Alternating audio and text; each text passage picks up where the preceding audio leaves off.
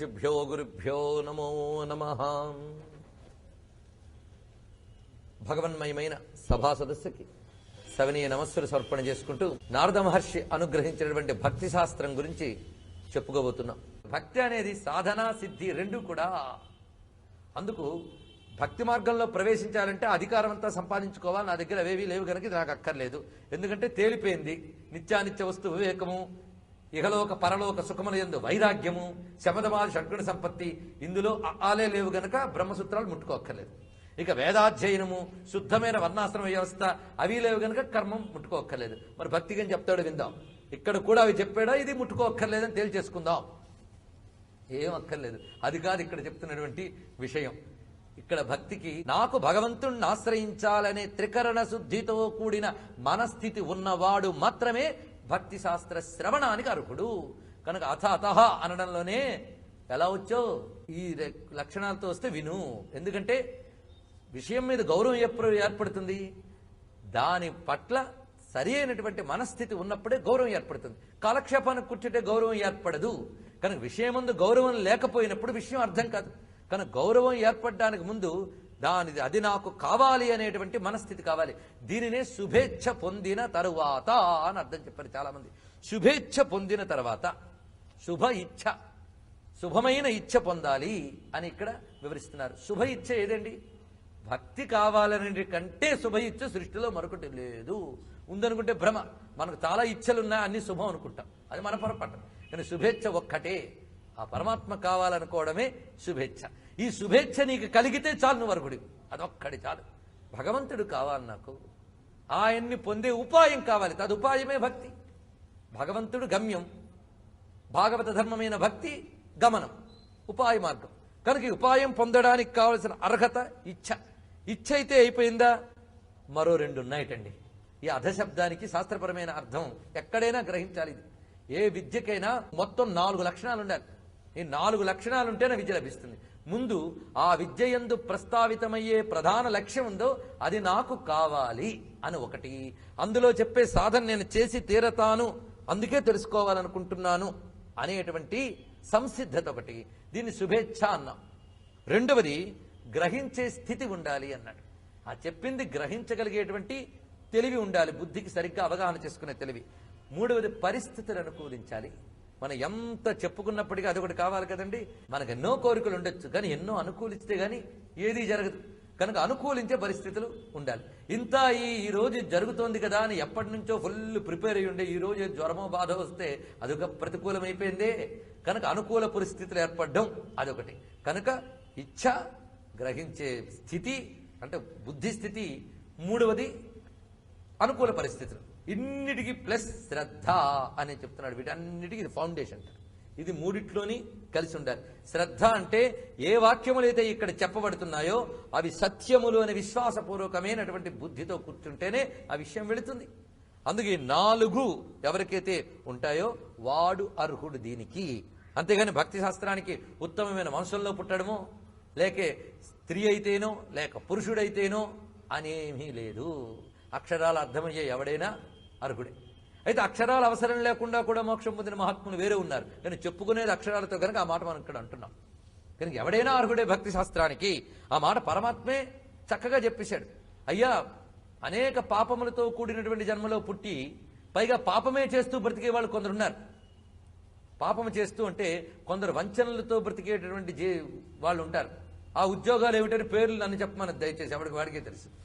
ఇక రెండో వాళ్ళు ఉంటారు, హింస చేస్తూ వేటాడుతూ బ్రతికే వాళ్ళు, కడుపు నింపుకోవడానికి ఏదో వాళ్ళు. అలాంటి వాళ్ళు కూడా ఎప్పుడో రియలైజ్ అయ్యి నేను తరించేది ఏమిటి అంటే ఇంతకాలం పాపజీవనం చేసేవి కనుక నీ బతుకంతే పో అనకుండా భక్తిమాత నేనున్నాను రా నాయన అంటుందిట. ఎందుకంటే భక్తిమాత ఎలాంటిదంటే తల్లి ఉంటుంది, పిల్లవాడు పుట్టి ఆడుకుంటూ మలమూత్రాల మధ్య ఆడుతూ ఉంటే వీడు శుభ్రంగా స్నానం చేసి వస్తేనే నేను ఎత్తుకుంటాను అన్నది కదండి తల్లి. పైగా వీడు పాలు కావాలి, నాకు పాలు ఇవ్వమ్మా అని అడిగితేనే నేను ఇస్తాను, ఏడిస్తేనే నేను ఇస్తాను అన్నదే. వాడు ఆకలి గమనించి ఇది టైం వీడికి అని చెప్పిస్తున్నదా లేదా? అందుకే భక్తి మాత్రం కండిషన్స్ పెట్టదండి ఆవిడ. నువ్వు శుద్ధి కాలేదా? శుద్ధి అయితేనే నేను ఇస్తాను, అందులో సందేహం లేదు. శుద్ధి కాకపోతే శుద్ధి చేస్తాను నాయన అంటుందండి. అది భక్తిమాత. అంత దయామయురాలు. అందుకే ఆ తల్లి ఏం చేస్తుందంటే ముందు శుద్ధి చేయడం ప్రారంభిస్తుంది. అందుకండి భక్తి మార్గం గొప్పదన్నారు.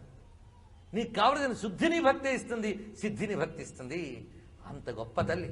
అంటే ముందు మనం అనుకుంటున్న భక్తి కాదని తెలిసిపోయి అసలైన భక్తి ఒకటి ఉందని తెలుసుకుని, అమ్మా నాకు నువ్వు తప్ప దిక్కు లేదమ్మా, నాకంత సమర్థత లేదంటే నేనున్నాను రా నాయన అంటుంది. అందుకే శంకరుల వారు భక్తిని అమ్మతో పోల్చారండి. ఆనందాశ్రుభిరాతనోతి పులకం నైర్మల్యతశ్చాదనం వాచాశంఖముఖైస్థితైశ్చ జఠరాపూర్తిం చరిత్రామృతై రుద్రాక్షైర్భసితేన దేవ వపుషో రక్షాం భవద్భవనే భావనా పర్యంకే వినివేశ్య భక్తి జననీ భక్తార్భకం రక్షతి. ఎంత అందంగా చెప్పాడండి. భక్తి అనే తల్లి భక్తుడనే అర్భకుణ్ణి రక్షిస్తుందట. అర్భకుణ్ణి ఎలా రక్షిస్తుందో చూడండి. తల్లి పిల్లవాడిని, అందులో పసిపిల్లవాడిని, పొత్తిళ్లలో పిల్లవాడిని ఎలా కాపాడుతుందో అలా కాపాడుతుంది. ఎందుకంటే తల్లి యొక్క పూర్తి రక్షణ కనిపించేది పొత్తిళ్లలో పిల్లవాడి దగ్గర. అంతేగాని తనంత తాను తిరగడం దగ్గర నుంచి రక్షణ భాగం తగ్గుతూ ఉంటుంది. కానీ తల్లి యొక్క ఫుల్ ప్రొటెక్షన్, కాన్సన్ట్రేషన్, అటెన్షన్ అంతా కూడా ఎక్కడ కనిపిస్తున్నది? ఆ శైశవావస్థలో గోచరిస్తున్నది. అప్పుడు ఏం చేస్తున్నది? ముందు స్నానం చేస్తుంది తల్లి. పొద్దున్న పిల్లవాడికి చేసి శుద్ధి ప్రక్రియ. అలా శుద్ధి చేసి ఆ తర్వాత చక్కగా తుడిచి వాడిని ఒక నిర్మలమైన వస్త్రం కట్టి ఒక చోట పెట్టి వాడి నోట్లో చక్కగా ఒక గోగురు అన్నట్టు అంటారే గోముఖం, ఆ చిన్నది తీసుకుని దానితో పాలు పోస్తుంది. ఎందుకంటే పాల గ్లాసు పక్కన పెట్టుకున్న మొత్తం పోయేది, వాడు తాగలేడు. అందుకే చిన్న గోకర్ణంతో వేస్తుంది అనమాట. ఆ గోకర్ణంతో కడుపు నింపి ఇంకా వాడి కడుపు నిండింది గనక మళ్ళీ కనిపించిన దుష్టశక్తులు కూడా తిరుగుతూ ఉంటాయి, పిల్లల్ని పట్టుకోవడానికి తిరుగుతూ ఉంటాయి. అవి సోకకుండా చిన్న విభూదో ఏదో పెడతారట, దిష్టి తగలకుండా బొట్టు పెడుతుంది తల్లి. ఆ పెట్టి ఎటువంటి ముళ్ళు గిల్లు లేకుండా, ఎగుడు దిగుడు లేకుండా, గుచ్చుకునే కాఠిన్యం లేకుండా మెత్తగా ఉండే పొత్తిళ్ల మీద పడుకోబెడుతుందట. ఇది సాధారణంగా తల్లి చేసే పని. భక్తి అనే జన్ని ఎలా చేస్తుందో చెప్పారు. ముందు శుద్ధి చేస్తుందట. మరి నీరేది? ఆనందాశ్రుభిరాతనోతి పులకం. ఆ భక్తి ఉన్న వాడికి ఆనందాశ్రులు వస్తాయి. భగవంతుడిని తలంచుకుంటే ఆ రాగానే ఒళ్ళంతా పులకించిపోతుంది కదా.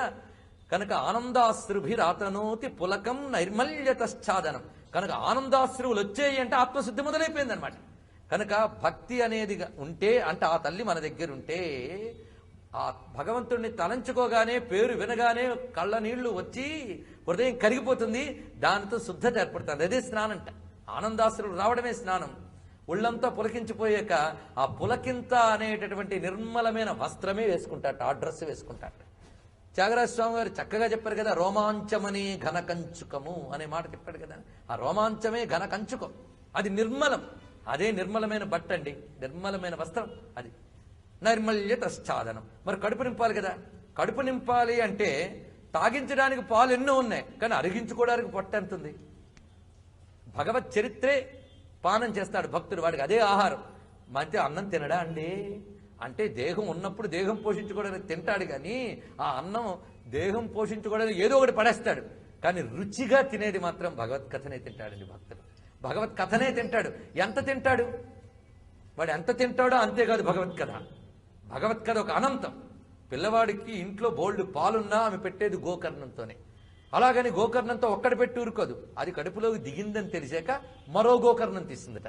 అలాగే భగవత్ చరిత్ర ఒక అనంతమైన సముద్రం. అలాగో పరమేశ్వర సదాశివ, నీ యొక్క చరిత్ర అనే అమృత సముద్రంలోంచి మాటలనే గోకర్ణాలు.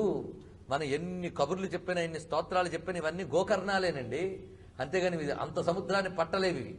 పరమాత్మనే సముద్రంలోంచి ఈ స్తోత్రములు, సూత్రములు, గ్రంథములు ఇవన్నీ గోకర్ణాల్లా మనకు తీసిస్తుంటాయి ఒక్కొక్కటి కూడా. ఎందుకంటే అంత పడితే మనం తట్టుకోలేం. కనుక ఒకప్పుడు భగవద్గీత పేరుతో గోకర్ణం చేసిస్తాం, మరొకసారి నారద భక్తి సూత్రాల పేరుతో గోకర్ణం, మరొకసారి శివలీలామృతం పేరుతో గోకర్ణం, మరొకసారి విష్ణు కథామృతం పేరుతో గోకర్ణం. గోకర్ణాలు మారుతున్నాయి కానీ అందులో ఉన్న అమృతం మాత్రం ఒక్కటే, అది పరమాత్మామృతం. దాన్ని ఇస్తాం.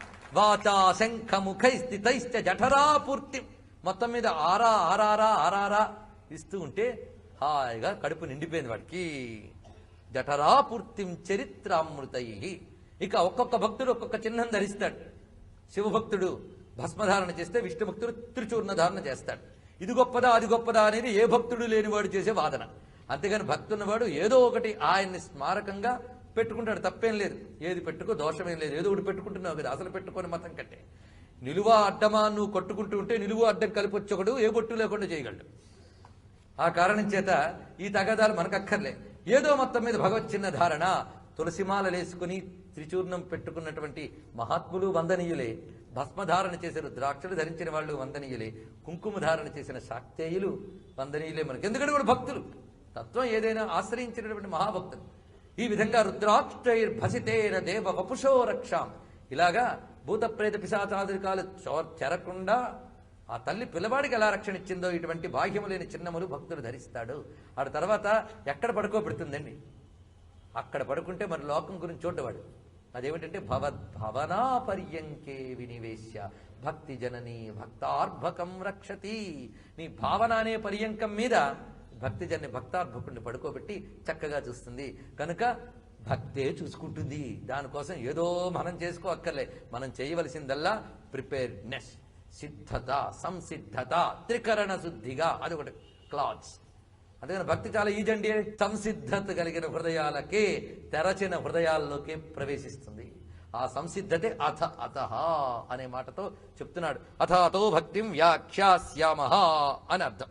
అయితే భక్తికి కూడా కొన్ని అర్హతలు ఉన్నాయి. అవేమిటి అనేది రామానుజాచార్యుల వారు చాలా చక్కగా చెప్పారు మనకి. అవి వివేకం, విమోహం, అభ్యాసం, క్రియ, కళ్యాణం, అనవసాదం, అనుద్ధర్షత అనేటువంటి విషయాలు చెప్పారు. ఇవి ఉండాలట భక్తుడికి అర్హతలు. ముందు వివేకం. వివేకం అంటే నిత్యానిత్య వస్తు వివేకం అనుకోండి, తప్పేం లేదు. నిత్యం పరమాత్మ, మిగిలిందంతా అనిత్యము అని తెలిస్తే, దీన్ని తెలిస్తే అనలేదు వివేకం అన్నారు. అంటే ఒక అవగాహనే, అది అనుభవం కాదు, ఇది ముందు కలిగి ఉండాలి. అలాంటి వివేకం ఉండాలి. దీనికి రామానుజాచార్యులు వారు ఏం చెప్పారంటే హితాహిత ఆహార జ్ఞానము అన్నాడు. హిత అహిత ఆహార జ్ఞానం అన్నాడు. ఏది హితమో ఏది అహితమో ఆ ఆహార జ్ఞానం తెలియాలంటే, అంటే ఫుడ్ స్పెషలిస్ట్ అయి ఉండాలట. ఇది అర్థం. ఆహారము అంటే మళ్ళీ శంకరులు ఏం చెప్పారో చూద్దాం. అయ్యా రామానుజాచార్యులు దానికి శంకరులతో భాష్యం చెప్తారా అంటే తత్వంలో ఇలాంటివేవీలో కనుక మాకు వాళ్ళు వందనీయులే, వీళ్ళు వందనీయులే.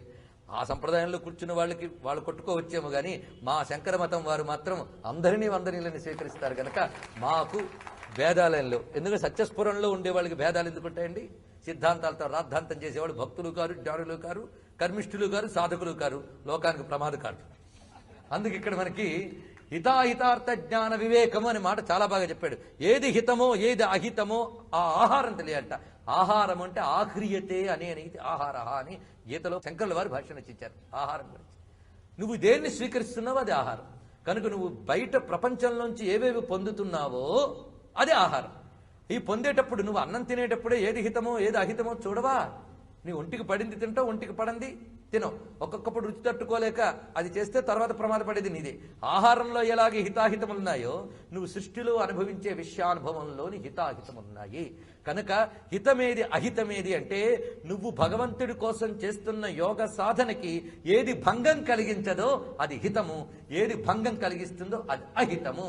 కనుక నువ్వు లోకానుభవాన్ని, లోకంలో ఉన్నప్పుడు లోకానుభవం తప్పదండి, తప్పదు. ఎందుకంటే లోకంలో తిరుగుతూ నీటిలో తిరిగేవాడికి నీరు తగలకూడదు అంటే ఎక్కడ తగలకుండా ఊరుకుంటుందండి? వాడు తిరుగుతున్నదే నీటిలోని, తగలకుండా ఊరుకుంటుందా? తగిలి తీరుతుంది. కనుక నీరు తగలడం మంచిదే, అందులో ఉన్నావు. మరి లోకంలో ఉన్నావు కనుక విషయాలు తగులుతాయి, నువ్వు ఇంద్రియాలు ఉన్నాయి కనుక ఇవి పనిచేస్తాయి. కానీ హితాహిత వివేక జ్ఞానం కలిగి ఉండాలి. ఆ తర్వాత విమోహం. విమోహం అంటే ఆశారాహిత్యం. ఆ తర్వాత అభ్యాసం. అభ్యాసం అంటే అనుష్ఠానం. అనుష్ఠానం లేని వాడికి భక్తి శాస్త్రం కూడా పనికిరాదు. రోజు సకాలంలో లేవడం, శ్రద్ధగా ఒక నియమపాలన, ఒక జపమో తపమో పెద్దలు చెప్పిన మార్గమును అనుసరించి, అంతేగాని ఏవో పుస్తకాల్లో మంత్రాలు కనబడ్డాయని మనం జపాలు తిప్పడం కాదు. ఏది ఎలా చేయాలో పెద్దలను అడిగి దేని సంప్రదాయం దానికి తెలుసుకుని ఏదో ఒక అనుష్ఠానం జీవితంలో పెద్దలు చెప్పిన మార్గంలో నియమబద్ధమైన పాలన చేసి ఆ అనుష్ఠానం వల్ల ఇంద్రియము మనస్సు సెట్ రైట్ అవుతుందన్నమాట, నిగ్రహం వస్తుంది. అనుష్ఠానం. ఆ తర్వాత క్రియ. క్రియ అంటే పని. ఏం చేయాలి? ఇతరులకు ఉపకరించే పని ఏదైనా చెయ్యు, అది క్రియ. ఇక కళ్యాణం. కళ్యాణం అంటే సత్యంగా బ్రతకడం, కపటము లేకుండా బ్రతకడం. అది చాలా అవసరం అండి భక్తికి. కపటం లేని తనం ఉండాలి. అబద్ధాలు ఆడుతూ మనసులో ఒకటి ఉంచుకుని ఇట్టు నొసలు చిట్లించి మూతిని చిట్లించే వాళ్ళకి భక్తి మార్గం అక్కర్లేదు, వెళ్ళిపోండి, ఏం బాధలేదు. కపటం లేని వాడి మార్గంలోకి రావద్దు, ఇక్కడికి వచ్చే కపటంగా ఉండద్దు.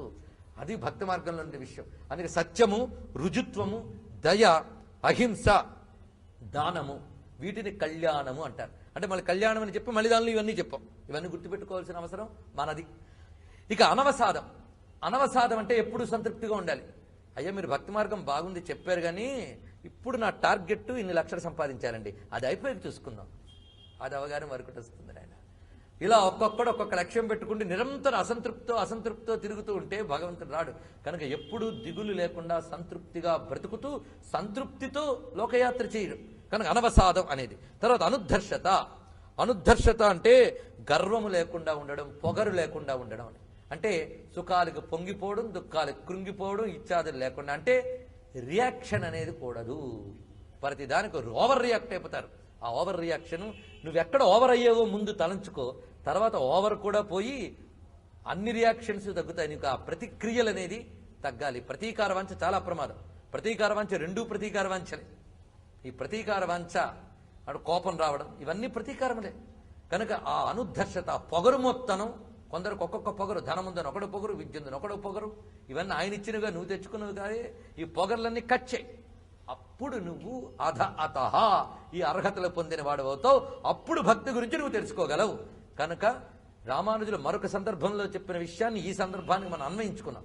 కనుక ఈ అర్హతలు ముందు సంపాదించుకుని వివేక విమోహ అభ్యాస క్రియ కళ్యాణ అనవసాద అనుద్ధర్షత అనబడేటువంటి అంశములను సమీకరించుకుని అప్పుడు భక్తి అనబడేటువంటి విషయాన్ని వినడానికి అర్హత చెప్పుకున్నాం. కనుక అధికారి ఏమిటో అతః ఆ కారణం చేత, ఏ కారణం చేత, అధికారం సంపాదించుకున్న కారణం చేత అని చెప్పవచ్చు.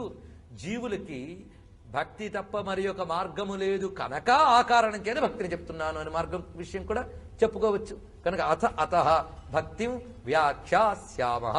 ఏదైనా గ్రహించాలి అంటే దానికి తగిన అధికారం ఉండాలి. అర్హత లేని వాడికి ఎవడికి కూడా ఏ విద్య లభించదు. ఒక్కొక్క విద్యకి ఒక్కొక్క అర్హత చెప్పారు. బ్రహ్మ విద్యకు కొన్ని అర్హతలు, యజ్ఞ విద్యకు కొన్ని అర్హతలు. భక్తి విద్యకు అర్హత ఏమిటి అంటే శుభేచ్ఛ, మనస్థితి, ఇంకా రామానుజులు మొదలైన వాళ్ళు చెప్పినటువంటి హితాహితాహార విజ్ఞానము ఇత్యాది విషయాలు నిన్న ప్రస్తావించుకున్నాం. అధికారం పొందిన తర్వాత అని ఒక అర్థము, శుభేచ్ఛ కలిగిన తర్వాత ఇంకా మరి ఒక అర్థంలో మనం తగిన మనస్థితి ఏర్పడిన తర్వాత అని కూడా వివరించుకున్నాం. మరికొన్ని ఆంతర్యాలు అధశబ్దానికి ఉన్నాయి. అథ అనే మాటగా మంగళవాచకం, అందుకు దీనితో ప్రారంభిస్తే మంగళకరం అవుతుంది గనక అధశబ్దాన్ని ప్రారంభించడం అనేది ఒక వైదిక సంప్రదాయం. ఓంకారశ్చ అధశబ్దశ్చ అన్నారు. ఓంకారము అథ అనే శబ్దము ఈ రెండు ప్రారంభ శబ్దములు అని మనకు వేదవాంగ్మయం చెప్తున్న విషయం. ఇది ఎలాగో అంటే సృష్టికి పూర్వంలో బ్రహ్మదేవుడు విష్ణువు యొక్క నాభీకమలం నుంచి ఉద్భవించి మొట్టమొదటిగా అన్నది ఏంటంటే ఓం అని, తర్వాత అథ అన్నట్ట. అందుకే మనం ఓం ప్రథమం అనే మాట అంటూ ఉంటాం. ప్రథమం ఓంకారం. ఆ ఓం అనే దాని నుంచి ఆ బ్రహ్మలో ఉన్నటువంటి సృష్టి చేసే శక్తి వికసించింది. ఆ తర్వాత అథ అని సంకల్పించుకున్నాడు ఆయన. అథ అంటే ఇంకా అని అర్థం అనమాట. అప్పటి వరకు ఏ స్థితిలో ఉన్నాడనేది వదిలేద్దాం.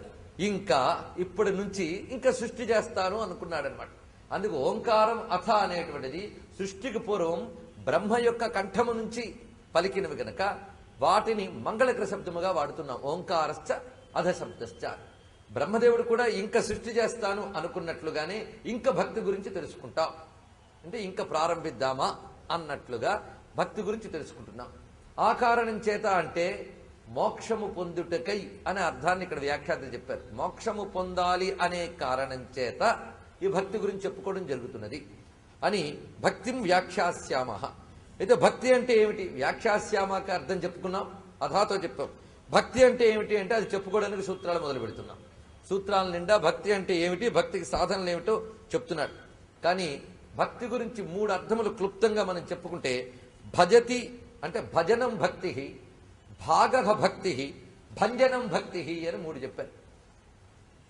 భజనం అంటే భజించినది భక్తి, అలాగే భాగః భక్తి భాగించినది భక్తి, ఇక భంజనం భక్తి భంజనము చేయనిది భక్తి అని మూడు అర్థములు చెప్తున్నారు. భజనం అంటే ఆశ్రయించుట అని అర్థం అన్నమాట. భగవంతుణ్ణి ఆశ్రయించడమే భక్తి. ఆశ్రయము అంటే అదే దిక్కని పట్టుకోవడం, దాన్నే పట్టుకోవడం. భగవంతుడు నాకు పట్టు అని ఆయన్ని ఆధారం చేసుకోవడం ఏదైతే ఉందో దాన్ని భక్తి అంటారు. అది భజనం భక్తి. భజించుట అంటే అది అర్థం. ఈ భజన కింద మనం కీర్తనలు ఇత్యాదులన్నీ తీసుకొచ్చి భజన చేస్తున్నారండి అంటారు. అక్కడ కూడా కీర్తన రూపంతో భగవంతుడిని ఆశ్రయించాం కనుక కీర్తనని భజన అన్నారు తప్ప భజన అంటే కేవలం కీర్తనలు అని మాత్రమే అర్థం కాదు. ఆశ్రయించుట. రెండవది భాగోభక్తి. ఇది చాలా చక్కటి మాట. భక్తి విభక్తి రెండిటి కూడా భాగమనే అర్థం. అయితే భాగము అంటే నిజానికి అర్థం ఏంటి? మనం కొందరికేవో పంచేటప్పుడు ఇది నీ భాగం, అది నా భాగం అని పంచుతాం. అంటే ఆ భాగం అనేది ఎవడికి పంచమో వాడిది, ఇంకా దానిలో ఇంకోరు జోక్యం చేసుకోవడానికి లేదు. అలాగే భక్తుడు అంటే నేను భగవంతుడికి చెందిన భాగాన్ని అనుకునేవాడు భక్తుడవుతాడు. అలా ఆయనకి మనల్ని సొంతం చేయడం ఏదైతుందో దాన్ని భక్తి అన్నారు. అంటే భగవంతుడికి చెందినవాడని నేను, ఇంకా వాడి యందు ఇతరము యొక్క ప్రమేయం లేదు, చివరికి వాడి ప్రమేయం కూడా వాడికి లేదు. ఇప్పుడు ఒక వస్తువు ఇది నీ భాగం అని అప్పచెప్పాక ఆ వస్తువుకు కూడా తన మీద తనకు అధికారం లేదు. అది ఎవరికి అప్పచెప్పామో వాడికి అధికారం, చివరికి భాగం చేసిన వాడికి కూడా అధికారం లేదు. అందుకు భాగం పొందిన వాడికి అధికారం. మనం భగవంతునికి చెందిన వారము అనే భావన ఏదైతే ఉందో అది భక్తి. ఇది రెండవ అర్థం. మూడవ అర్థం భంజనం భక్తి. భంజనం అంటే నశింపజేయునది అని అర్థము. అంటే ఆ భక్తిలోకి వెళ్ళినవాడు ఇతరత్ర తుచ్చం లేని విషయవాంఛలన్నింటినీ భంజిస్తున్నాడు. అంతేకాదు అజ్ఞానాన్ని భంజింపజేసుకుంటున్నాడు. కనుక ఏది భంజించాలో అది భంజించాలి. ఎందుకంటే కలగాలి అంటే తొలగాలి అండి, తొలగితే గాని కలగదు. ఇది అది రెండెప్పుడూ లేదు, ఇది తొలగితే గాని అది కలగదు. కనుక ప్రాపంచిక విషయ వాసనలన్నీ భంజించి భగవానుడి వాడను అని ఆయన్ని ఆశ్రయించడం భక్తి. ఇప్పుడు మూడింట్లో ఏ అర్థం మేము తీసుకోవాలండి అంటే మూడు తీసుకోవాలి, అప్పుడే భక్తి అవుతుంది. ముందు ఆశ్రయించండి, ఆ ఆశ్రయించడం ప్రథమం. రెండవది మేము ఆయనకి చెందిన వారము అని అనుకుంటే మన మీద మనకు అహంకారం పోతుంది. మన మీద మన అహంకారం పోతే దుఃఖము పోతుంది, మోహము పోతుంది, రెండూ పోతాయి. దుఃఖం కూడా మన మీద మనకు అధికారం ఉందనుకోవడం వల్ల కదా దుఃఖం కలుగుతున్నది. కనుక మోహశోకాలన్నీ నా మీద నాకు అధికారం ఉంది అనుకోవడం వల్ల వస్తుంది. అందుకే భగవంతుడు మనం స్వామి అని పిలుస్తున్నాం. స్వామి అంటే నీకు చెందిన సొమ్మును నేను అని అర్థం అనమాట. అందుకు ఆయన సొంతం వాడిని నేను అనే మాట స్వామి శబ్దంలో అర్థం. స్వం స్వం, ఈ స్వం నుంచి స్వంతము వచ్చింది. తెలుగులో స్వ అనక స్వంతము అని మనం అంటున్నాం, కానీ స్వంతము అది. కనుక స్వాంతం స్వంతం చేయాలి భగవంతుడికి. స్వాంతం అంటే హృదయం, హృదయాన్ని భగవంతుడికి స్వంతం చేయి. అప్పుడు ఆయన స్వామి అని అంటే నా మీద అధికారం నీదేనయ్యా, చివరికి నాది కూడా కాదు. అందుకు నాకు ఇది ఇవ్వు, నాకు ఇది చెయ్యు అని ఇంకా డిమాండ్ కూడా అక్కడ లేదు. కనుక ఆశ్రయించడం మొదటి పెట్టు, భాగమని తెలుసుకోవడం రెండో పెట్టు. ఈ రెండూ జరిగితే నీకున్న సంసార బంధనం తొలగడం మూడవ స్థితి. కనుక మూడు చేయగలిగేది ఏదో దాన్ని భక్తి అన్నారు. కనుక భజనం భక్తి, భాగో భక్తి, భంజనం భక్తి అని నిర్వచనం మనకు కనిపిస్తున్నది. అలాంటి భక్తి గురించి మూడు మాటల్లో క్లుప్తంగా చెప్పుకున్నాం. దాని గురించి వివరణ చెప్తున్నాను అన్నాడు. ఇక్కడ వివరణ అని ఎందుకన్నాడు? ఏదో కొత్తగా ప్రారంభించేటప్పుడు నేను వ్యాఖ్యానిస్తాను నేను వ్యాఖ్యానిస్తున్నాను అంటే అర్థం ఇదివరకు ఉన్నదాన్ని వ్యాఖ్యానిస్తున్నాను అని అర్థం అనమాట. అంటే ఇప్పటి వరకు ఏది సిద్ధమై ఒక విద్య ఉన్నదో దానిని నేను అనుభవముల రీత్యా శాస్త్రముల రీత్యా వ్యాఖ్యానిస్తున్నాను అని ఇందులో ఉన్న మర్మం. ఇది చెప్తున్న మహానుభావుడు అథ అన్నాడంటే తర్వాత అన్నదానికి బోల్డ్ అర్థములు చెప్పుకున్నాం. కానీ కొంతమంది ఏమని అర్థం చెప్పారంటే నారదుడు ఇప్పటికే చాలా గ్రంథాలు రాసి ఇంకా ఇప్పుడు భక్తి గురించి చెప్తానన్నాడు. అంటే మరొక గ్రంథాన్ని చెప్తున్నాను అని అర్థం అనమాట. అది నారదుడు రచించిన గ్రంథములు చాలా ఉన్నాయి. నారద స్మృతి అని ఒకటి ఉంది, ధర్మశాస్త్రాల్లో నారద స్మృతి ఒకటి ఉంది. ఇది కాక నారద పాంచరాత్రము అని భగవద్ ఆరాధనా పద్ధతులంటి చెప్పేటువంటి ఉపాసనాపరమైన ఒక తంత్రశాస్త్రం మనకున్నది. ఇది కాక నారదుడు చెప్పినటువంటి క్రియాయోగ విజ్ఞానం కూడా ఉన్నదని, ఇంకా సంగీత శాస్త్రం నారదుడు రచించినటువంటి నారదీయ శిక్ష మొదలైనటువంటి గ్రంథములు మనకు చెప్పబడుతున్నాయి. నారదుడు సంగీత శాస్త్రానికి గురువు. అందుకే కదా త్యాగరాజ స్వామి వారు నారదుడిని ఉపాసించి భక్తిలోనే సంగీతంలోనే దిట్టయ్యాడు. భక్తికి సంగీతానికి కూడా నారదుడే ప్రధానమైన గురువు అయిపోయాడు. ఎందుకంటే ఆయన సంగీతం భక్తితో కూడినది. అందుకే సంగీత జ్ఞానము భక్తి విన సన్మార్గము గలదే మనస భృంగి నటేశ సమీరజ ఘటజ మతంగా నారదాదులు ఉపాసించే సంగీత జ్ఞానం. వాళ్ళు అభ్యసించే సంగీత జ్ఞానము లేదా కచేరీలు చేసే సంగీతము కాదు, ఉపాసించే సంగీతం అన్నారు. అంటే సంగీతాన్ని ఉపాసనా విద్య అని చెప్పాడు మహానుభావుడు త్యాగరాజు. ఆ మర్మం ఆయనకు తెలియడానికి కారణం నారదుడిని ఉపాసించాడు. ఆయనకి నిరంతర రామతారక జపం శక్తి చేత నారద మహర్షి యొక్క దర్శనం లభించింది మొదటగా. అప్పుడే శ్రీ నారద మౌని గురురాయ కంటి ఏనాటి తపము గురురాయ మనసార కోరితి గురురాయ నేడు కనులార కనుగుంటి గురురాయ అన్నాడు. అంటే నారదుడిని చూడాలని ఎప్పటి నుంచో అనుకుంటున్నారు త్యాగరాజస్వామి వారు. అలా అనుకున్నారు, ఆయన దర్శనం ఇచ్చాడు ఆయనకి త్యాగరాజస్వామి వారికి.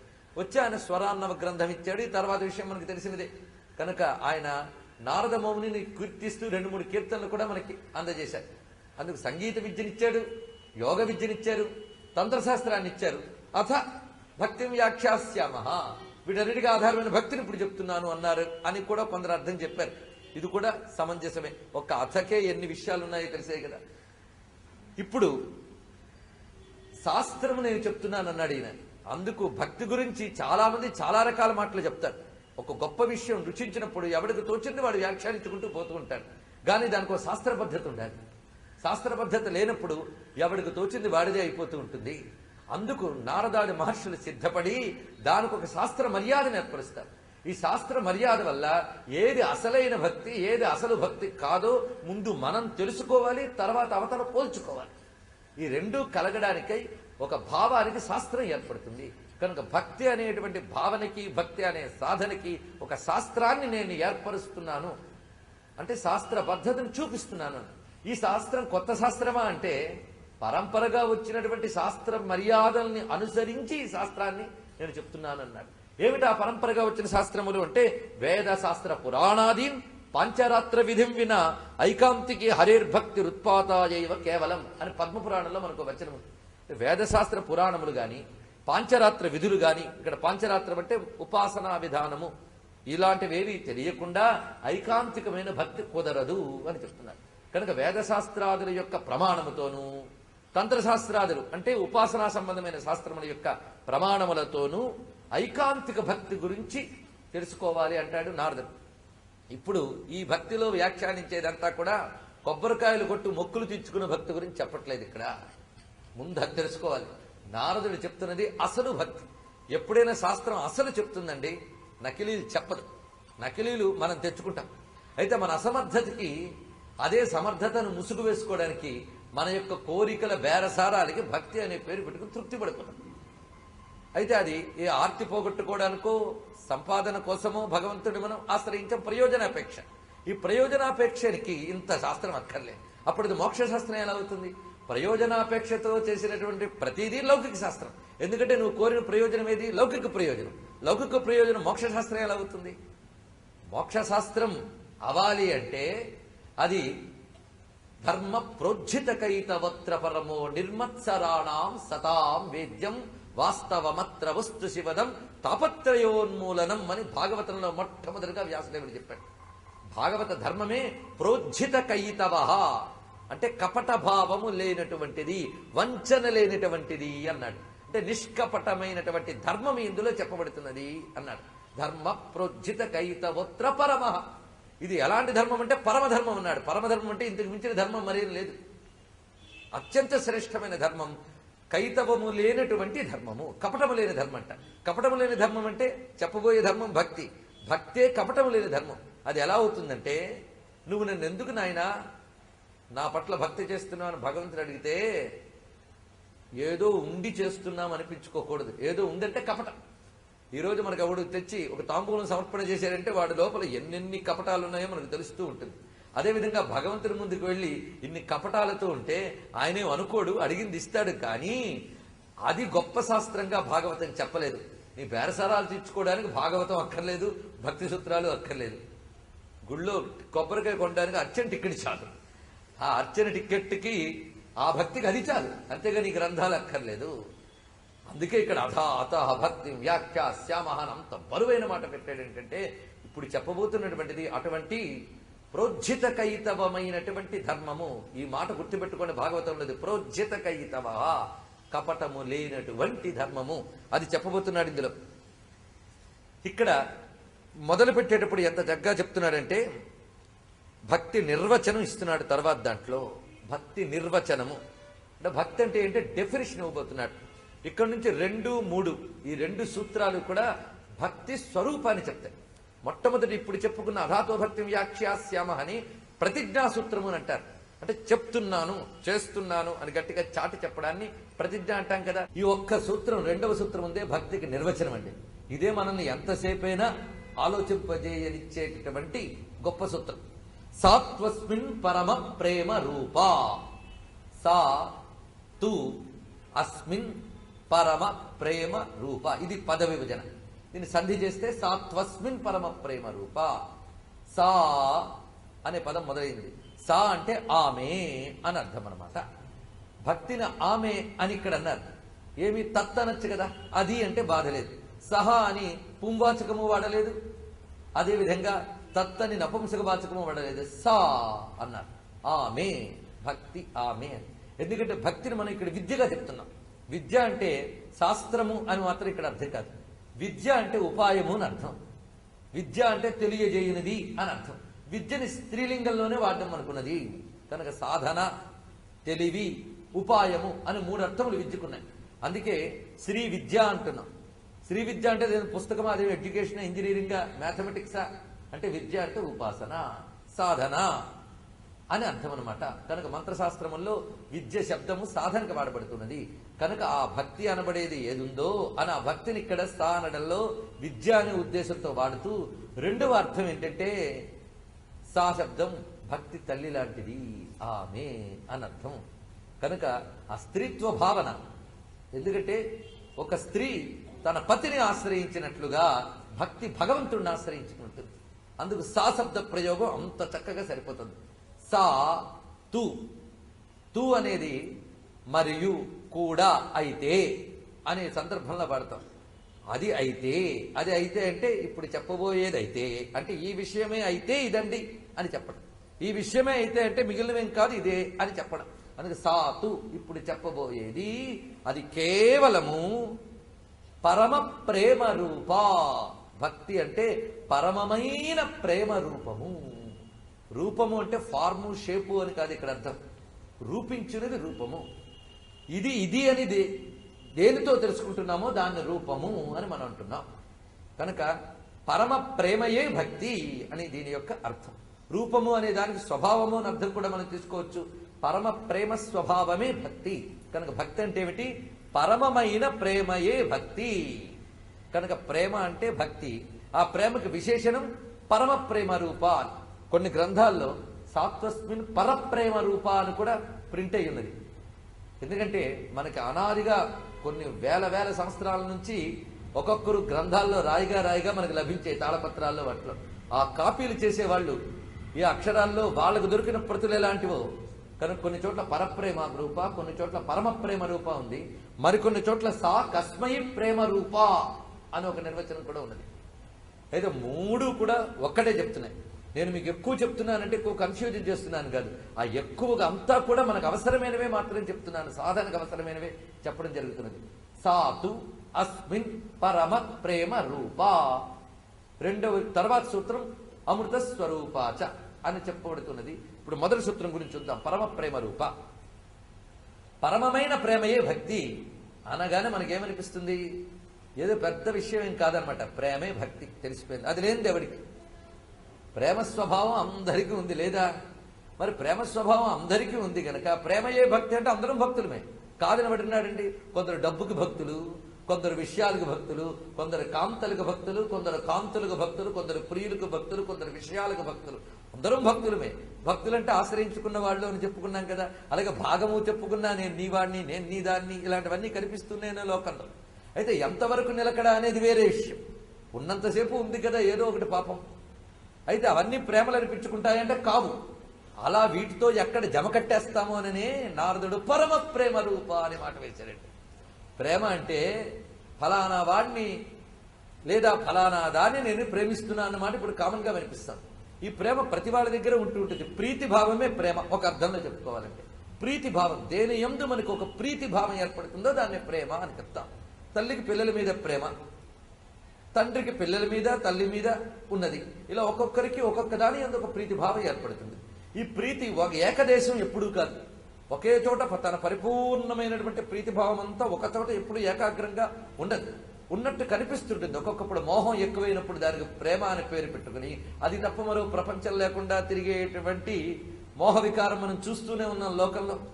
అయితే ఇది ప్రేమ, పరమ ప్రేమ అంటే అది ఏకదేశం అయ్యిందే తప్ప ఆ వస్తువు ప్రాప్తించే వరకే. అది ప్రాప్తించిన తర్వాత ఏం జరుగుతుంది?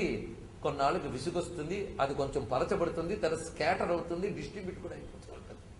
ఇది జరగడం లోకంలో మనం చూస్తూనే ఉన్నాం. ఇన్ని చూస్తూనే మన నిత్యానుభవంలోనే మనం అనుకునే ప్రేమల యొక్క నిలకడలేని తనాన్ని మనం చూస్తూ ఉన్నాం. దానిలో జనించే విసుగుని మనం చూస్తున్నాం. ఈ రోజు ప్రీతి కలిగించే వస్తువు దొరికే వరకు ఉన్న ప్రీతి దొరికిన తర్వాత ఉండదు, ఉపయోగిస్తున్న కొద్దీ తరిగిపోతున్నది. అలాంటి ప్రేమేనా భక్తి కూడా అంటే కాదు అని చెప్పడానికి పరమ అనే పదం వస్తున్నది. మాటి మాటికి పరమ పెట్టడం వల్ల మహానుభావుడు చాలా గొప్ప పని చేశాడు. పరమమైన ప్రేమ, దీన్ని అత్యంతిక ప్రేమ అంటారు వేదాంత పరిభాషలో. అత్యంతిక అనే శబ్దం వేదాంత వాంగ్మయం నుంచి మనకు వచ్చింది. అత్యంతికము అంటే అల్టిమేట్ అని అర్థం అన్నమాట మనం తీసుకోవాలి. దాన్ని మించి మరొకటి లేదనమాట. అటువంటి దాన్ని ఏ ప్రేమలో విసుగనేది లేదో, ఏ ప్రేమలో స్వచ్ఛత అనేది ఉన్నదో, ఆ స్వచ్ఛమైన శాశ్వతమైన ప్రీతిభావం, అది పరమ అన్నంలో కేవల అనే అర్థం కూడా తీసుకోవాలి. ప్రేమ తప్ప మరొకటి లేదండి. అయితే మనం లోకంలో కూడా ప్రతి వారి మీద ప్రీతిభావం చూపించినప్పుడు అందులో ప్రేమ తప్ప మరొకటి లేదా అంటే లేదని అనడానికి మనకు ధైర్యం లేదు.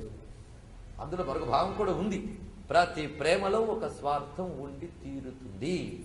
ఇది అలాంటి ప్రేమ కాదు. భగవత్ ప్రేమ అలాంటిది కాదు. అయితే మరి స్వార్థంతో కూడినటువంటి భగవత్ ప్రేమలు కూడా మనకు కనిపిస్తున్నాయి కదా. నువ్వు ఎందుకయ్యా భగవంతుడిని ఆశ్రయించావంటే 40 రోజులండి మండల దీక్ష ఫలానా కోరిక కోసం. మరి వీళ్ళు భక్తులు కారా అంటే అవచ్చు. ఎందుకంటే ఆశ్రయించిన మంచి మహాత్ముని, ఆ దైవాన్ని ఆశ్రయించారు కనుక అంతవరకు వారు పుణ్యులు. కానీ వాళ్ళని నారదుడు డిఫైన్ చేసినటువంటి భక్తులకి ఎందుకు తీసుకెళ్ళకూడదు? ఆయన ఒప్పుకోడు. వీళ్ళు నా క్లాస్ వాళ్ళు కాదు, నా స్కూల్ వాళ్ళు, పో ఇక్కడి నుంచి అంటాడు ఆయన. నువ్వు గొప్పవాడవో తక్కువవాడవో అనవసరం, కానీ నా దృష్టిలో భక్తులంటే ఎవడో వాడు నువ్వు కావు అని అంటాడు. మనకు నారద భక్తే కదా ఈ లోకానికి ఇప్పుడు ప్రమాణం. రామకృష్ణ పరమహంస ఆ మహానుభావుడు తన జీవితం చివరి అంకల్లో ఆయన దగ్గర భక్తులందరూ చేరి ఆయన ఆశ్రయించుకున్నటువంటి భక్తుల్లో జ్ఞానులు ఉన్నారు, తంత్ర సాధకులు ఉన్నారు, భక్తి మార్గంలో ఉన్న వాళ్ళు ఉన్నారు, ఉపాసన మార్గాల్లో రకరకాల వాళ్ళు ఉన్నారు. రామకృష్ణ పరమహంస దగ్గర ఆయన వద్దకు చేరారట. ఆ సమయంలో ఆయన వాళ్ళందరికీ తన అంతిమ సందేశం కూడా ఇచ్చారు. నాయనా, మీరందరూ అనుసరించవలసింది భక్తిని, నారదీయ భక్తిని. ఇదే అన్నాడండి. 2 మాటలు అన్నాడు. భక్తిని అనుసరించండి, నారదీయ భక్తిని అనుసరించండి. ఇదంతా తేలిక కాదండి. పరమ ప్రేమ రూప భగవంతుని యందు పరమమైన ప్రేమ లభించడం అనేది తేలికపాటి విషయం కాదు. అందుకే పరమ ప్రేమ అనే దాన్ని మనం ఇప్పుడు బాగా పట్టుకోవాలండి. భగవానుడు ఆయన్ని ఆశ్రయించిన వాళ్ళందరినీ కాపాడతాడు, ఎవరినైనా కాపాడతాడు. ఆర్తిలో ఉన్నవాడినైనా, అర్థార్థినైనా, ఎవరినైనా కాపాడతాడు. అంతెందుకంటే ద్వేషించిన వాళ్ళని కూడా కాపాడాడు ఆయన. ఆయన మీద ద్వేషం పెట్టుకుని వెళ్ళిన వాళ్ళు కూడా తరించిపోయిన కథలు మనకు బోలుడున్నాయి కదా. ద్విషన్నపి గోవిందం కిముతాధక్షజ ప్రియ అన్నారు. ద్వేషించిన వారిని కూడా అనుగ్రహించిన స్వామి తనని ప్రేమగా చూసేవాడిని ఇంకెలా అనుగ్రహిస్తాడో ఎవరు చెప్పగలరు అన్నారు. పరమ ప్రేమ రూప చిత్తవృత్తి కలిగిన వారిని భగవంతుడు ఎలా అనుగ్రహిస్తాడు అనేది బ్రహ్మదేవుడు కూడా చెప్పలేడండి. మనం భగవంతుడి గురించి బ్రహ్మదేవుడు కూడా చెప్పలేడు అంటాం గాని, ఈ పరమ ప్రేమ కలిగిన వారికి వచ్చే దివ్య స్థితి బ్రహ్మకు కూడా అందదు. అంటే బ్రహ్మ పదవి కంటే గొప్ప పదవి అన్నమాట భక్త పదవి. మరి దాని యొక్క ఉత్కృష్ట సామాన్యమా అండి. అందుకు సాత్వస్మిన్ పరమ ప్రేమ రూప అనే మాటలో అయితే అందరూ ఆశ్రయించారు కదా, వాళ్ళందరిని అనుగ్రహిస్తున్నప్పుడు ప్రత్యేకించి ప్రేమాత్మక చిత్తవృత్తి కలిగిన వారి గురించి ఎందుకు చెప్పారు అనంటే ఇక్కడ ఒక చక్కటి భావం ఉన్నది. భక్తి గురించి చెప్పిన వాళ్ళలో మనకి మధుసూదన సరస్వతి అనే మహాత్ముడు ఉన్నాడు. ఆయన చరిత్ర కూడా మనకు వస్తుంది. ఈ మహానుభావుడు భక్తి గురించి చాలా చక్కటి గ్రంథాలు రాశాడు. అందులో భక్తి రసామృత సింధువు మొదలైన గ్రంథాలు రచించాడు. అద్వైత సిద్ధాంతానికి చెందినటువంటి మహానుభావుడు. భక్తి రసాయనం అనే గ్రంథంలో ఆయన ఒక మాట చెప్తాడు. అన్యాభిలాషిత శూన్యం జ్ఞానకర్మా జనావృతం ఆనుకూల్యేన కృష్ణానుశీలనం భక్తిరుత్తమా. ప్రేమ గురించి తెలుసుకోవడానికి ఈ మాటలన్నీ ఇప్పుడు చెప్పుకుంటున్నాం. ఎందుకంటే కొన్ని అద్భుతమైన మాణిక్యాలు మట్టిలోని మసిలోని కలిసిపోయాక ఆ మాణిక్యాన్ని బయటకు తీసేటప్పుడు ఎంతో క్లీన్ చేయాలి. అలాగే ప్రేమ అనే గొప్ప మాణిక్యం ఈ లౌకిక వాసనలో ఉన్న వాళ్ళలో పడి మట్టంటుకుపోయేదానికి దాని అసలు స్వరూపం చూపించడానికి ఇప్పుడు మనం కడగాలి. కనుక దాని అసలు స్వరూపం చూపించడానికి ఇన్ని వాక్యాల ప్రమాణాలు మనం తీసుకుంటున్నాం. అన్యాభిలాషిత శూన్యం జ్ఞానకర్మ జనావృతం. విచారణ ఇత్యాదులు మొదలైనటువంటి జ్ఞాన మార్గములు కాకుండా, ఈ రకరకములైన కర్మ మార్గములు కాకుండా, వీటి యొక్క కప్పు లేకుండా ఉన్నది అన్య అభిలషిత శూన్యం. భగవత్ ప్రేమలో అన్య అభిలాష లేదు. అన్య అభిలాష లేదంటే ఇతరములు కోరరు అని అర్థం అనమాట. ఇతరములు కోరరు. ఇతరములు కోరరు అంటే అర్థం ఏమిటి? భగవంతుడా ఈ కోరిక కోరుకుంటున్నా, తప్ప ఇతరాన్ని కోరను అని కాదు అర్థం. నిన్ను తప్ప ఇంకో దేనిని నేను కోరను అనడమే అన్యాభిలషితా శూన్యం. ఈ అన్యం అని ఏదైతే అంటున్నామో అది మనకి ఇతరమే. మనకితరమేంది మనకు అక్కర్లేదు. మనకి స్వ ఏది? ఆ భగవానుడే. అందుకు ఆయన్నే కోరుట. ఆనుకూల్యేన కృష్ణ అనుశీలనం భక్తిరుత్తమా అని నిర్వచించాడు ఆయన. కృష్ణునికి అనుకూలముగా అనుశీలించుట భక్తి. కృష్ణునికి అనుకూలముగా అనుశీలించుట గొప్ప మాట అండి ఇది నిజానికి. అనుశీలించుట, శీలము అంటే స్వభావం, అను అంటే నిరంతరం ఎడతెగక ఉండేటటువంటి స్థితిని అను అని అంటారు. కనుక అను అంటే నిరంతరము, ఎడతెగక శీలనం. శీలనము అంటే స్వభావము. భగవంతుని పట్ల నిరంతరం అంటుకునే స్వభావం ఏదుందో ఆయన్నే అనుసరించడం అనుశీలనం. ఈ అనుశీలన అనేటువంటిది అది ఎలా ఉండాలి? ఆనుకూల్యేనా. అనుకూల్యేనా అంటే అర్థం ఇక్కడ ప్రేమ అనేది వచ్చింది. అనుకూలత, ప్రేమ. ప్రేమ ఎక్కడుంటుందో అక్కడ అనుకూలత ఉంటుందండి. మీరు పరిశీలించినట్లయితే మీకే తెలుస్తుంది. ఒక పిల్లవాడు సొంత బిడ్డే ఈ తల్లి సుఖంగా పడుకుంటే నేను దాని మీద పడుకుంటానా మంచం మీద అని అల్లారు పెట్టాడు అనుకోండి, అప్పుడు నిజానికి ఆ తల్లి ఏం చేస్తుంది? తన కష్టమైనా నేల మీద పడుకునైనా సరే వాడిని దాని మీదే పడుకొనిస్తుంది. అయితే ఎందువల్ల? వాడికి అనుకూలంగా ఉంది ఆవిడ. అనుకూలేనా, తన కష్టాన్నైనా సహించింది కానీ వాడికి ఇచ్చినది. కారణం ఏంటి? వాడు ప్రీతి చెందాలి, వాడు బాగుండాలి. అంతేగాని నేనే ప్రీతి చెందాలి అనుకున్నట్లయితే నువ్వు అక్కడే పడుకోరా అనేది. కానీ ఈ ప్రేమ అనే భావన తన కష్టాన్ని కూడా సహించేలా చేసింది కదా, అది ప్రీతి భావన. దానికి కారణం మమత అనేది ఉండడం చేత. ఇది నాది అనే భావన వల్ల అనుకూలత ఏర్పడుతుంది. నాది కాని చోట అనుకూలత ఉండదు.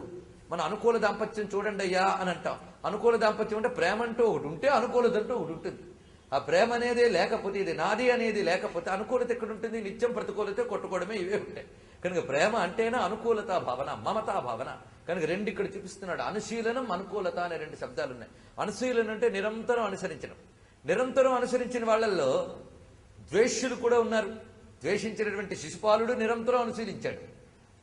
అలాగే హిరణ్యకశిపుడు నిరంతరం అనుశీలించాడు.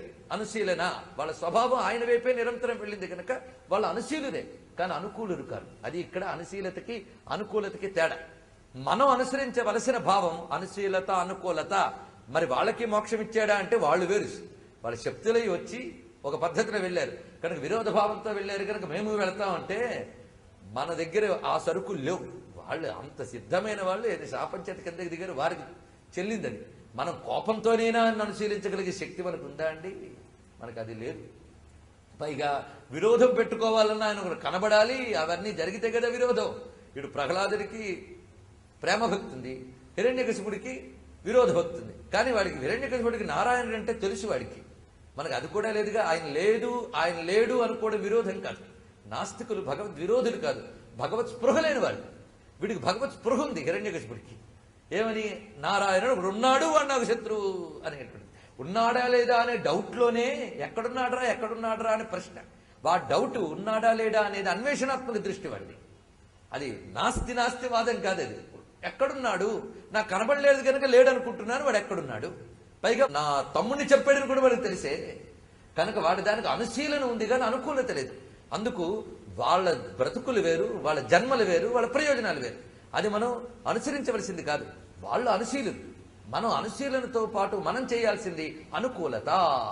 అనుకూలత అంటే ఉదాహరణకి మనకు చంద్రుడు చల్లగా వెన్నెలనిస్తూ ఉంటే ఆహా ఎంత బాగుందండి అంటాం. చంద్రుడిని ప్రేమిస్తాం. ఎందువల్ల? చల్లగా ఉన్నాడు కనుక, బాగుంది కనుక. ఇందులో అనుశీలన ఉంది. కానీ ఆ చంద్రుడు నావాడు అనే భావం మనకు లేదు కదా. అర్థమవుతున్నది కదా. చంద్రుడు నావాడు అనే భావం లేదు, మనకు లేదు. ఆ చంద్రుడు వెన్నెలిస్తున్నాడు కనుక వెన్నెల కింద కూర్చున్నాం. కానీ చంద్రుడు నావాడు అనే భావం మనకు లేదే. అలాగే భగవంతుడు నా కోరికలు తీరుస్తున్నాడు కనుక భగవంతుడిని ఆశ్రయిస్తున్నాను, ఆయన్ని చింతన చేస్తున్నాను అనేవాడు అనుశీలుడయ్యాడే తప్ప భగవంతుడు నావాడు, నేను భగవంతుడి వాడిని అనుకునే ప్రేమ మమత ఏదుందో అది అనుకూలత అనిపిస్తుందండి. దాన్ని అనుకూలత అని అంటారు.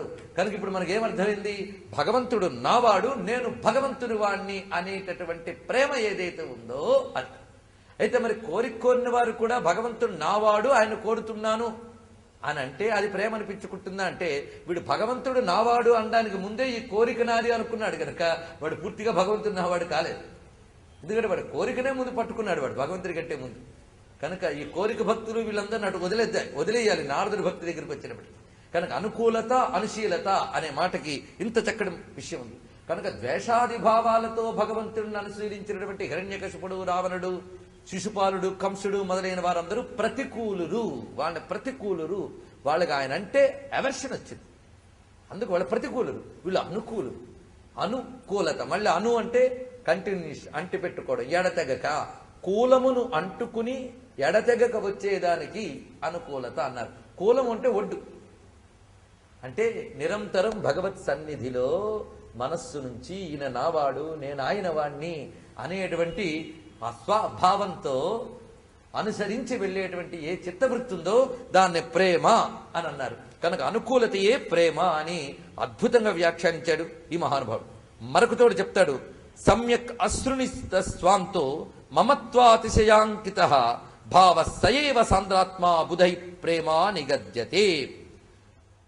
ఇప్పుడు ఇది నాది అనే మమత ప్రగాఢమై భగవంతుని యందు ఉన్నప్పుడు అంతఃకరణ ఆయన తలంచుకుంటే ద్రవించిపోతుంది. హృదయం ఆయన తలంచుకుని ద్రవించిపోతే అది ప్రేమట. భగవంతుడిని తలంచుకుని స్పందించే లక్షణం ఉన్నటువంటి మనస్సే ప్రేమ అని చెప్పబడుతుంది. కనుక మనస్సు ఆర్ద్రమయ్యేటటువంటి స్థితి భగవద్ విషయంలో ఉంటే దాన్ని ప్రేమ అనవచ్చు. ఆయన తలంచుకుంటే చాలు మనసు కరిగిపోవాలి. ఆ కరిగిపోవడం దేని చేత? అనుకూల భావం చేత, అనుశీల భావం చేత మనస్సు కరిగిపోవాలి. ఇలా ద్రవీభూతం చేసేటువంటి స్థితిని ప్రేమ అని చెప్పారు. అక్కడ ఇంకా ఏవి వ్యాపారాల్లో మరొక చింతన లేదండి. అందుకే పరమ అంటే సర్వోన్నతమైన ఒక అర్థం, ప్యూర్ అని అర్థం అన్నమాట. ప్యూర్ లవ్, స్వచ్ఛమైన ప్రేమ, నిష్కపటమైన ప్రేమ. ఆ ప్రేమను పరమశబ్దంతో వేస్తున్నాడు. పైగా పరమశబ్దానికి మరొక అర్థం ప్రకర్షేణ అనుభూత్యా ఈయతే ఆహ్నాతి ఇది ప్రేమ. ఏది అత్యధికంగా మనకు అనుభూతిని కలిగిస్తుందో దానిని ప్రేమ అన్నారు. అత్యధిక అనుభవం కనుక పరమ ప్రేమ. ప్రేమ అంటేనే అధికంగా కలిగేటటువంటి ఒక అనుభూతి. ఆ అధికం పరమంగా కలగాలి అంటే అంతకు మించి మరొకటి లేదు అని కలిగితే అది పరమ ప్రేమ రూప అని వివరించబడుతున్నది. ఇక్కడ మనం చూస్తే ఈ భగవత్ ప్రేమలో అహంకారం ఉండదు. మీరు లోక ప్రేమలో చూడండి అహంకారం ఉంటుంది, భగవత్ ప్రేమలో అహంకారం ఉండదు. అయితే భక్తులు అహంకారులు కూడా ఉన్నారండి అంటే వాడు భక్తులే కూడా వదిలేయండి. లోకంలో ప్రేమకి భగవత్ ప్రేమకి ఉన్నటువంటి తేడాలు ఇక్కడ మనం చెప్పుకుంటున్నాం. భగవత్ ప్రేమలో అహంకారం లేదు, ఎందుకంటే భగవంతుడు అందరి వాడని స్పృహ మనకు కలుగుతున్నది. అందుకు రెండవది భయము స్వలాభము రెండు భగవత్ ప్రేమలో. భయం లేదుట. భగవంతుడిని తలుచుకుంటే భయం ఏముంది? పైగా భయం ఎప్పుడు వస్తుంది? ఉన్నది పోతుందేమో అనుకున్నప్పుడు భయం వస్తుంది. ఉన్నదే ఆయన పోయేవాడు కాడు. ఇక పోయేవేవి నాకు కావాలని నావని నేను అనుకోవడం లేదు, ఇంకా భయం దేనికి? కనుక అచ్చమైన భగవత్ ప్రేమలో లాభము లేదు, భయము లేదు. తర్వాత ఏకాంతికత ఉన్నది. ఏకాంతికత. నారదుడు తన భక్తికి కొన్ని పేర్లు పెట్టాడండి. ఆ పేర్లు ఇక్కడ కొన్ని కనిపిస్తాయి, తర్వాత సూత్రాల్లో మనం కొన్ని తెలుసుకుంటాం. కానీ మహాభారతంలో తాను చెప్పుకున్న ఈ పరమ ప్రేమ అనే దానికి ఆయన శాంతి పర్వంలో ఈ ప్రేమకే ఐకాంతిక భక్తిని పేరు పెట్టాడండి. ఈ ఐకాంతిక భక్తిని ఏకభక్తిని విశిష్యతే అన్నాడు మహానుభావుడు శ్రీకృష్ణ పరమాత్మ భగవద్గీతలో. ఏకభక్తిని విశిష్యతే, ఏకాంతిక భక్తి. ఏకాంతం అంటే అర్థం ఏంటండి? ఒంటరిగా ఉండడం. ఒంటరిగా ఉంటే మనస్సు నిండా బోల్డ్ అనే ఆలోచనలు ఉంటాయి మనకి. అందుకే ఒంటరిగా ఉంటే ఒక ప్రమాదం. వాడిని ఏదో పని పెడితే అది ఒక్క పని ఉంటుంది, ఒంటరిగా ఉంటే బోల్డ్ పనులు ఉంటాయి. ఎందుకంటే సోమరి మనస్సు దయ్యాల కార్ఖానా అని అంటారు కదా. అందుకు వాడికి గాని ఏకాంతం లభించిందా దిక్కుమాల పనులన్నీ చేస్తుంటాడు.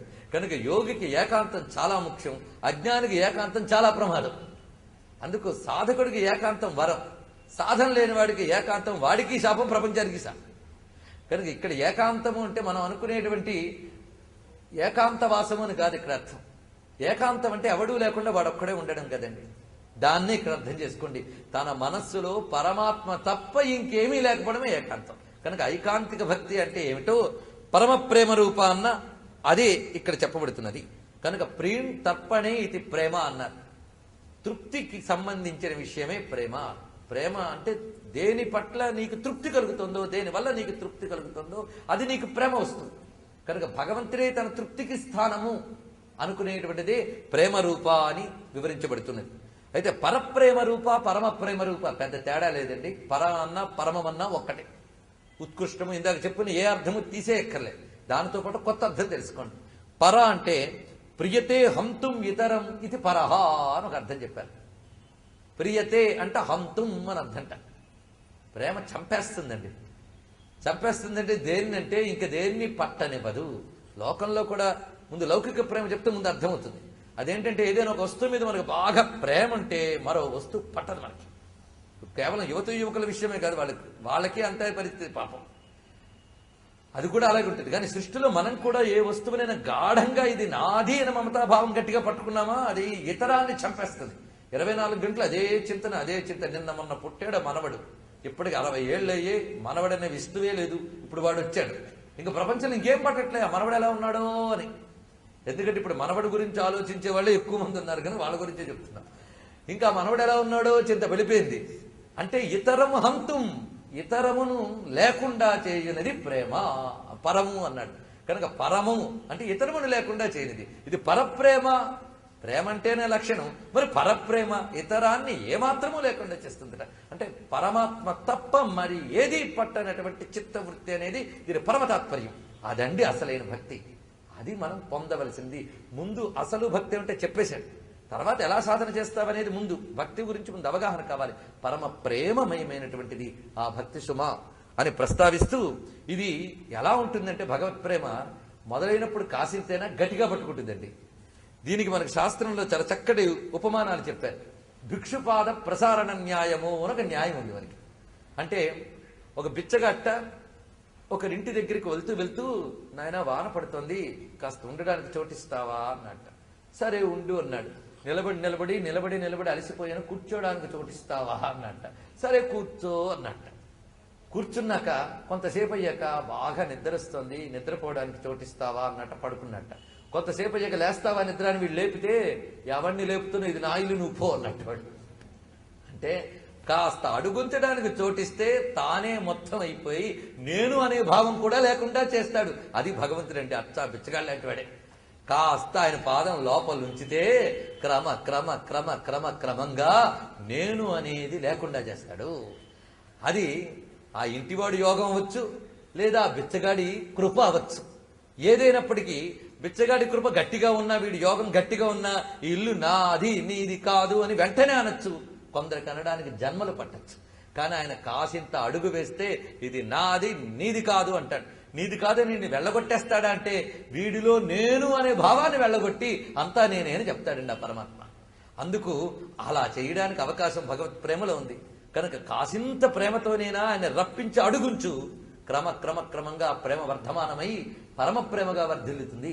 కనుక ఇందులో పరమ ప్రేమ ఎలాగో లేదు కనుక భక్తి మార్గం కూడా మనకు అక్కర్లేదు. నేను ఒక్కొక్క శాస్త్రం ఎందుకు చదివామంటే ఈ శాస్త్రానికి అన్ఫిట్ అనుకోవడానికి నేర్చుకుంటున్నాం అనుకోవచ్చు. అలా మీరు దయచేసి అనుకోవద్దు. ఆ పరమ ప్రేమను ఇంత చక్కగా అర్థం చేసుకోవాలి. అందుకు విసుగుదల లేనిది, తరుగుదల లేనిది, పరిపూర్ణమైనటువంటిది, నిత్య నూతనమైనటువంటిది, భయము, స్వలాభము, స్వార్థచింతన మొదలైనవి లేనటువంటిది ఏదో అటువంటి ప్రేమ పరమ ప్రేమ అని చెప్పబడుతూ ఉన్నది. అయితే ఎవరి పట్ల పరమ ప్రేమ? ఏం మహానుభావుడండి నారదుడు. మీరు ఇందులో వెతికితే ఏ దేవుడి రూపము చూపించరు. అయితే ఒక దైవుని భక్తుల్ని మాత్రం చెప్పాడు కనుక ఆ దైవాన్ని చెప్పాడని మనం అనుకున్నా తప్పేం లేదు. కానీ ఏ దైవ స్వరూపాన్ని చూపించాడు. ఎందుకంటే ఉన్నది ఒకటే వస్తువు పరమాత్మ. వాడికి వాడి జీవలక్షణానికి అనుగుణంగా వేదములు ఆ పరతత్వాన్ని ఏ దేవతగా దర్శించాయో ఆ దేవతా రూపాల్లో ఒకదాన్ని ఉపాసిస్తాడు. ఈ మాట బాగా గుర్తుపెట్టుకోండి. మనం ఏమనుకుంటామంటే పరతత్వం ఒక్కటే, దాన్ని ఒక్కొక్క రూపంతో ఆరాధిస్తాను. కానీ రకరకాల రూపాలు తీసుకొచ్చి నేను వీడిని ఆరాధిస్తున్నాను కనుక నేను భక్తుడిని అనే ప్రమాదం ఉంది. అందుకే జాగ్రత్తగా చెప్తున్నాం. ఆ పరతత్వముని వివిధములైన దివ్య నామముల్లో, దివ్య రూపముల్లో ఆరాధించాలని ఏవి శాస్త్రములు చెప్తున్నాయో ఆ శాస్త్రముల్లో వాడికి ప్రీతి కలిగిన రూపాన్ని, ప్రీతి కలిగిన నామాన్ని ఆశ్రయించి ఉపాసిస్తాడు. కనుక ఒకటే రూపం, ఒకటే నామం నిర్దేశిస్తే ఈ నారద భక్తి సూత్రాలు కేవలం కొందరికే పరిమితం అయిపోయేవి. కానీ ఈయన ఎంత గొప్పవాడంటే పరమ ప్రేమ ఉండాలన్నాడు. దేని యందు? అస్మిన్, ఇది గొప్ప విషయం అండి. సాతు అస్మిన్ పరమ ప్రేమ రూప. అస్మిన్ అనే మాట చాలా గట్టిగా వేశాడు ఆయన. అస్మిన్ అనే మాట దేన్నంటామంటే దీని యందు అని. ఎదురుగా ఏదైతే కనిపిస్తుందో దాన్ని అస్మిన్ అని అంటాం. దీని యందు, దేని యందు? దీని యందు అంటే సర్వవ్యాపకమైన పరమాత్మయందు అని అర్థం అనమాట. అస్మిన్ శబ్దం అంత దగ్గర చెప్పాడు. సర్వవ్యాపకుడైన ఒక పరమాత్మ అంటే పరమ ప్రేమ ఎవరి మీద చూపించారంటే వైకుంఠ నాశునియందో, కైలాస వాసునియందో, లేక మణిద్వీప వాసినియందో అని కాదు. వాళ్ళు అక్కడ లేరని కాదు, వాళ్ళు ఇక్కడే ఉన్నారని నిరంతరం అనుభూతం తెచ్చుకున్న పరమ ప్రేమ. కనుక అస్మిన్ అన్న మాటలోనే నీ సన్నిధిలో అని అర్థం, లేదా నువ్వు ఆయన సన్నిధిలో, రెండైనా దగ్గరతనమే. కనుక అస్మిన్ శబ్దమే దీనియందు అని చెప్పబడుతున్నది. కనుక సర్వవ్యాపకమై ప్రత్యక్షమైనట్టి పరమాత్మునికి అని అన్నమయ్య అన్నట్లుగా భగవానుడి సర్వవ్యాపకుడు. ఏ పరమాత్మని నేను ఆరాధిస్తున్నానో ఆయన ఎక్కడ పడితే అక్కడున్నాడు. లేకపోతే ఇంట్లో తలుపు వేసుకుని రామ రామ రామ అని ఎందుకు జపం చేస్తున్నామండి? ఆయన అక్కడ ఉన్నాడు కనుకే చేస్తున్నాం. కనుక మనకి భగవానుడు సర్వాంతర్యామి, సర్వవ్యాపకుడు. ఈ స్పృహ కలిగిన భక్తినే ఇక్కడ చెప్పడం జరుగుతున్నది. ఈ విషయాన్ని మనకి భాగవతంలో సుదాముడు భగవాను కోరుకుంటూ చక్కగా అడుగుతాడు. సోపి వవ్రేచలాం భక్తిం త్వయి అఖిలాత్మని అని. దీన్ని పోతన గారు అనువదించేటప్పుడు నీపాద కమల సేవయు అని తేల్చేశారు ఆయన ఒక్క మాటతో. మనకు అది చాలు అనుకున్నారేమో పోతన గారు. కానీ వ్యాసుడు ఏం వేసాడో చూడండి. సహ అపి, కృష్ణుడు అడిగేట సుధాముణ్ణి, నీకేం వరం కావాలో కోరుకో అని. త్వయి భక్తిందేహి, నీ యందు భక్తిందేహి అని అడిగాడు. అలా అంటే సరిపోతుందా? అలా అంటే వాడు వాసుదేవ సర్వమితికి ఎదగలేడండి వాడు. ఆయన ఏమని అడిగాడంటే సోపి వవ్రే అచలాం భక్తిం త్వయి అఖిలాత్మని. అది అక్కడ గొప్ప మాట. సర్వాత్మకుడివైన అంటే సర్వవ్యాపకుడివైన సర్వాంతర్యామివైన నీ యందు నాకు భక్తి కావాలి. అది ఎలాంటి భక్తి? ఇవాళుండి రేపు పోయేది కదా. అచలాం భక్తిం, సోపి వవ్రే అచలాం భక్తి. అది వవ్రే అంటే వరించాడు, అది కావాలని అడిగేట కృష్ణుడు. సర్వం శ్రీకృష్ణ చరణారవిందార్పణమస్తు. శ్రీకృష్ణ శరణం మమ. స్వస్తి ప్రజాభ్య పరిపాలయంతాం న్యాయేన మార్గేణ మహీం మహీషాః. గోబ్రాహ్మణేభ్యః శుభమస్తు నిత్యం. లోకాః సమస్తాః సుఖినో భవంతు. కాలే వర్షతు పర్జన్యః పృథివీ సస్యశాలినీ.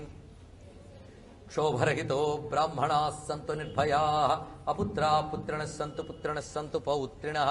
అధనాః సధనాః సంతు జీవంతు శరదాం శతం. మంగళం మహనీయ గుణాత్మనే చక్రవర్తి తనూజాయ సార్వభౌమాయ మంగళం.